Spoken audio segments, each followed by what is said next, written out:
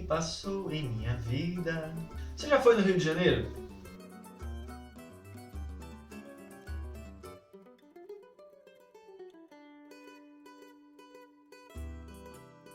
Se não foi ainda, já vá programando sua próxima viagem para passar lá.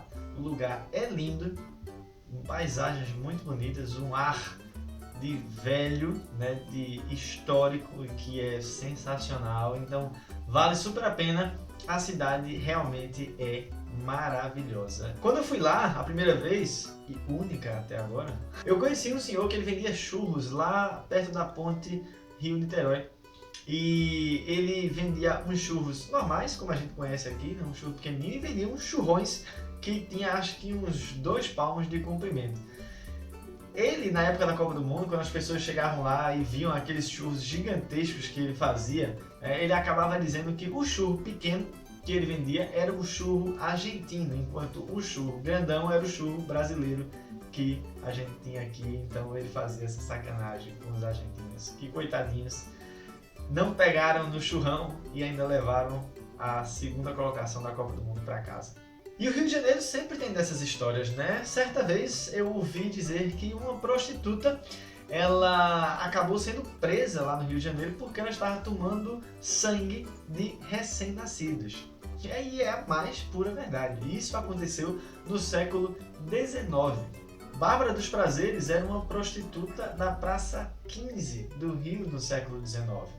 Com esse nome, imagino que ela ganhava muito dinheiro com muitos clientes, né? Bárbara dos Prazeres. Porém, o seu reinado de prazeres acabou chegando ao fim porque ela contraiu uma doença chamada sífilis. Muitas pessoas, muitas outras mulheres que eram prostitutas que acabaram conhecendo a Bárbara, disseram a ela que se ela tomasse o sangue de um recém-nascido, ela iria ficar curada. E Bárbara, na sua ignorância, ela iria fazer isso. Tanto que ela pegou e foi até a roda dos expostos, que era uma roda onde você se colocava um bebê, né? A pessoa que não quisesse ter mais o bebê e não pudesse cuidar dele, colocava o bebê lá. Essa roda girava e o bebê acabava caindo lá dentro do hospital geral. Numa dessas pegadas de bebê, a própria Bárbara é quem foi pega e presa.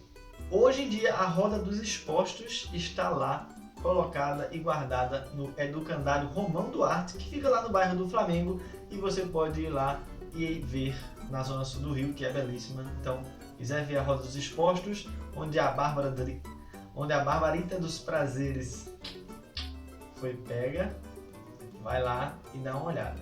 Outro fato sobre o Rio do século XIX é sobre a Rua do Ouvidor. Naquele período, a Rua do Ouvidor passou a ter um outro nome, que era Moreira César. Só que não pegou. Certa vez, um médico chamado Arthur Neiva, ele estava conversando com um amigo seu que tinha acabado de chegar da Austrália e estava aprendendo o português. E esse camarada que veio da Austrália disse que o brasileiro é uma língua muito complicada de se aprender, em especial pela sua pronúncia. Porque ele que estava hospedado perto da rua Moreira César, que antes era a Rua do Ouvidor, dizia que as pessoas aqui pronunciam as palavras muito diferentes. Enquanto você vê nas placas lá Moreira César, a pronúncia daquilo ali é ouvidor. Outro fato que aconteceu também no século XIX, logo no início, foi quando a família real veio corrida lá de Portugal, porque poderiam ser mortos, em 1808. Quando da chegada aqui vieram muitas e muitas pessoas e não tinha lugar para todo mundo ficar. Então o que é que aconteceu? Algumas casas da região, casas boas, elas começaram a ser marcadas com um P e um R, que significaria príncipe regente. As casas que eram marcadas com esse P e esse R, as pessoas eram obrigadas a deixar os seus lares e ir morar em outro lugar, na Punta del Este, onde for, se vire, porque a família do príncipe regente e outras pessoas que ele trouxe também lá de Portugal iam morar na sua casa e dane-se. O PR, na verdade, como era o PR, príncipe regente, quando caiu na boca do povo, na verdade não passou a ser chamado príncipe regente. As pessoas apelidaram o PR de propriedade roubada, o que era verdade. No ano de 1834, o sorvete ele chega no Rio de Janeiro. Mas peraí, sorvete ele é feito ou naquelas maquininhas ou em algum lugar que tivesse neve, e o Rio de Janeiro é quente, Ué, como é que tem sorvete lá? A verdade é que no princípio o sorvete não era feito pelas maquininhas e sim pelo gelo, pela neve. Esse gelo e essa neve, na verdade, eram trazidos de Boston para o Rio de Janeiro, em um compartimento que sustentava, e quando chegava aqui, a neve junto com o gelo ficava pelo menos uns 2 a 3 meses bem armazenada para poder ser vendido o sorvete. Os sabores eram os mais diversos, né? Você tinha manga, abacaxi, caju, carambola, todos os sorvetes que tivessem fruta, né? Chocolate, nem pensar, porque ainda não tinham fabricado nenhum sorvete desse tipo naquele período.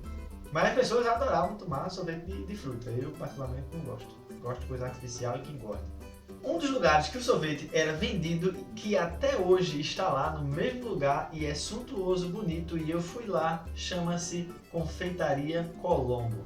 Vá lá, agora leve dinheiro, porque tudo é caro pra caramba, mas o lugar é belíssimo, século XIX puro, muito bonito, gigante, ostentando a beleza daquele período no Rio de Janeiro. Você pode tomar um sorvetinho lá, acho que deve custar uns R$250, uma bolinha, uma coisa assim. O Rio do século XIX era uma cidade suja, ou melhor, mais suja do que é hoje, na verdade era podre. Não existia saneamento básico nenhum, zero. Na verdade, a única coisa que existiam eram os tigres. Sim, tigres eram os escravos que eram chamados assim porque eles acabavam levando os dejetos, ou seja, cocô e bosta, em cima da cabeça numa bacia das casas das pessoas que tinham um pouco mais de posses. Então, as pessoas que tinham esses escravos eram só para isso, carregar a bosta da casa até o rio e jogar a bosta no rio. Que saneamento maravilhoso isso. Eles eram chamados de tigres pelo seguinte: quando eles levavam o cocô em cima da... Se tiver alguma mulher assistindo, sai daí, porque eu conheço minha mãe, conheço minha esposa, elas imaginam o que realmente estão vendo e ouvindo. Então eu vou falar uma coisa aqui, se você é uma mulher, pula essa parte e vai para outro lugar. Eles levavam o cocô numa bacia, né, de alumínio, ou sei lá do que era a bacia, e quando eles andavam, o cocô ele acabava caindo em sua pele. Né? E a gente sabe que o cocô tem cores diversas, né? Geralmente ele é aquele amarelinho escuro, né? E um marrom. Quando esse marrom e esse amarelo caíam na pele do escravo, né? Acabava que parecia com a pele de um tigre, que também é aquele amarelo escuro com marrom. Então a bosta ficava aqui, né? Melada no corpo da pessoa, maravilhosa, estava aquele ornamento, uma indumentária especialíssima. E as pessoas acabavam apelidando esses escravos de tigres por conta disso. Uma outra versão para esse nome de tigres que os escravos levavam era porque eles fediam tanto que as pessoas, quando avistavam um desses escravos, né, que levavam bosta da casa até o rio, elas corriam para tão longe deles porque o fedor era imenso. E esse correr longe, estar assustado, era como se eles corressem de um tigre também. Então por isso que foi levado esse nome de tigre, apesar de que eu acho muito melhor a historinha do cocô caindo sobre a pele do escravo. Fica muito mais original.